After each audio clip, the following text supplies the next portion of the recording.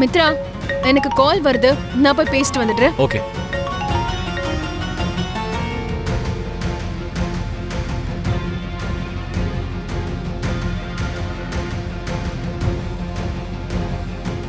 Hello aunty. Hello Manisha, உன் plan எந்த லெவல்ல இருக்கு?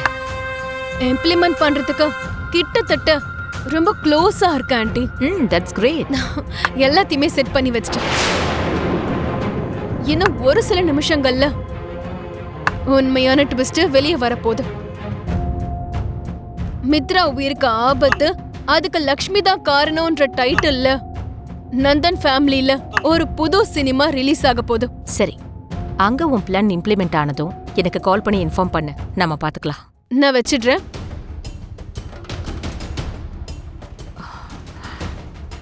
ஆபத்து ஆபத்துன்னு சொல்லி ஏதோ பெரிய ஆபத்துல மித்ராவை தள்ளிடுவியோன்னு பயமா இருக்கு மனிஷா.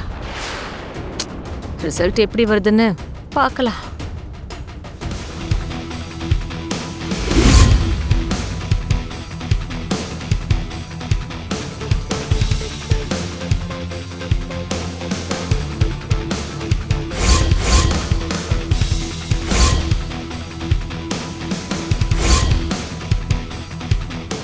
மித்ரா தம்பி,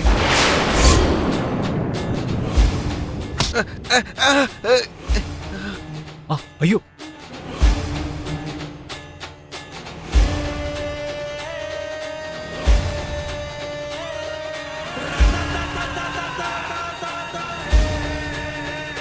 பெரியவரே பாத்து. ஐயோ, எந்திரிங்க. என்னாச்சு? பாத்து வரலாம். பெருசா அடிபட்டிருக்கு போல இருக்கே. பாத்து. பாருங்க எப்படி அடிபட்டிருக்கு. சந்து, கார்ல ஃபர்ஸ்ட் எய்ட் கிட் இருக்கு, போய். சரிங்க சார்.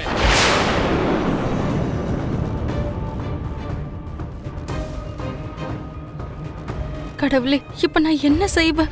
மித்ரா இப்ப எங்க போயிருக்காரு? அதை நான் எப்படி தெரிஞ்சுக்கிறது?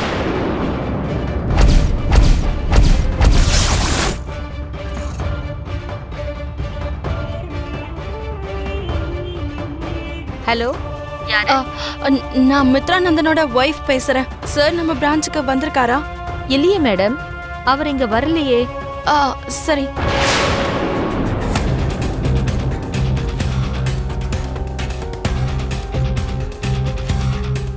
சைட்டு கிட்ட போயிருப்பாரோ? நான் தாங்க லக்ஷ்மி பேசுறேன். நம்ம சைட்டுக்கு மித்ரா சார் ஏதாவது வந்தாரா? 2 நாளா சார் இங்க வரவே இல்லையே மேடம். யாருக்கு கால் பண்ணாலும் அவர் இங்க வரவே இல்லைன்னு சொல்றாங்க. அப்படி இருக்கும்போது இவர் இப்ப எங்க போயிருப்பாரு? ஹலோ. Hi sweetheart. சொல்லுங்க சார். ஹே சஞ்சனா, இன்னைக்கு நம்ம மூவிக்கு போலாமா? உனக்கு எப்படிதான் நான் புரிய வைக்கிறது? இந்த மாதிரி படத்துக்கு போறது, வெளியே சுத்துறது இதெல்லாம் செட் ஆகாது. வெளியே போகணும்னாலே வீட்டுல கேள்வி மேல கேள்வி கேட்பாங்க. எங்க, எதுக்கு, யார் கூட போறேன்னு. அவங்க கேக்குற கேள்விக்கெல்லாம் பதில் சொல்ல என்னால முடியாது. இங்க பாரு சஞ்சனா, நம்ம 2 பேரும் லவ் தானே பண்றோம். என்ன இது? ஆமா, இந்த டவுட்டே உனக்கு வந்துச்சு? பின்ன வராம. லவ்வர்ஸ்னா எப்படி இருக்கணும்? பறவை மாதிரி சிறகடிச்சு பறக்கணும். வீக்லி 3 டைம்ஸ் அது மீட் பண்ணணும். நேர்ல மனசு விட்டு பேசினா தானே. நீ வேணா பீச் பக்கமா போய் பாரு. அங்க வர லவ்வர்ஸ்லாம் வெயில கூட பொருட்படுத்தாம எவ்வளவு ஜாலியா இருக்காங்கன்னு.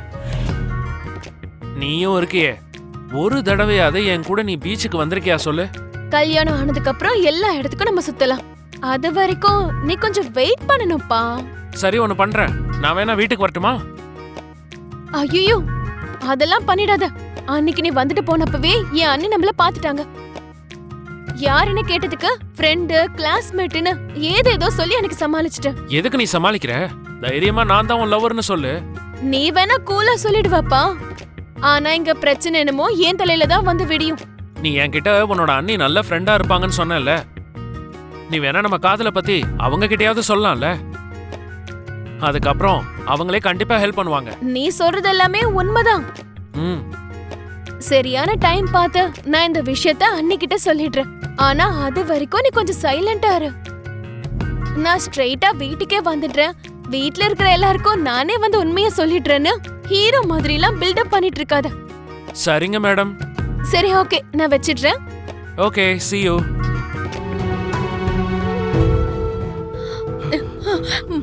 மித்ரா, மாம் உனக்கு எதுவும் ஆகலப்பா? எனக்கு எதுவும் ஆகல மாம். எதுவும் ஆகலன்னு சொல்றியேடா, உனக்கே இவ்வளவு அடிபட்டிருக்க. இதெல்லாம் சின்ன சின்ன அடிதான் மாம், எனக்கு பரவாயில்ல. ஆனா லக்ஷ்மி தான் கொஞ்சம் சீரியஸா இருக்கா.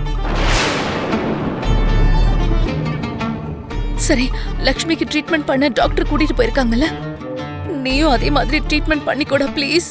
நீங்க ஒண்ணும் கவலைப்படாதீங்க மாம், ஐ எம் ஓகே. மித்ரா, லக்ஷ்மிக்கு எப்படிப்பா இருக்கு? எப்படி இருக்கான்னு கேட்டா என்ன சொல்றதுன்னு கூட தெரியல டாட்.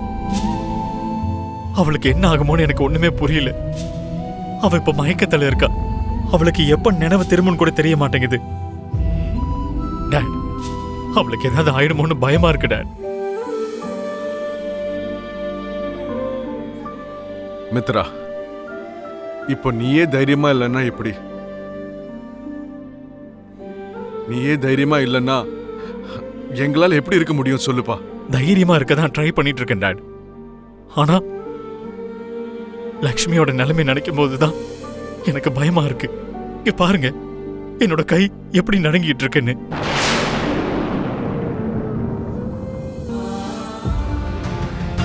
என்ன பேசிட்டு இருக்க மனிஷா?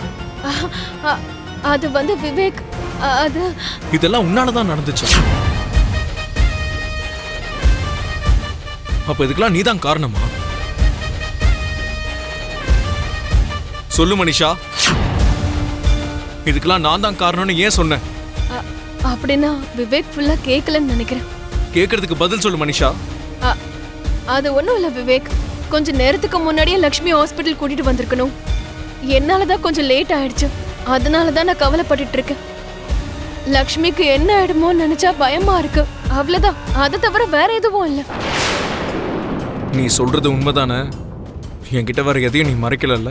இங்க பாரு விவேக், லக்ஷ்மி மேல எனக்கு கொஞ்சம் கோபம் இருக்குதான், அத நான் இல்லைன்னு சொல்லல. ஆனா லக்ஷ்மிய கொல்லணும்னு நினைக்கிற அளவுக்கு எனக்கு அவ மேல எந்த பகையும் இல்ல. என்ன பத்தி உனக்கு தெரியாதா சொல்லு? அப்படின்னா நான் அவ்வளவு கெட்டவளா உன் பார்வைக்கு தெரியறேனா? அதெல்லாம் ஒண்ணும் இல்ல. அன்னைக்கு ஏதாவது ஆயிட போதுங்கிற பயத்துல தான் நான் உங்ககிட்ட அப்படி பேசிட்டேன். சாரி, என்ன மன்னிச்சிரு. மனிஷா, பேசும்போது கொஞ்சம் ஜாக்கிரதையா பேசணும். சுத்தி முத்தி பார்த்துட்டு பேசு, இல்லனா உன்னை பத்தி நீயே ஒளரே நேரம் மாட்டியிருப்ப.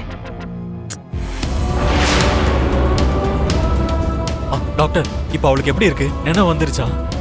இல்லங்க, அவங்களுக்கு நினைவு திரும்ப வாய்ப்பே இல்லை.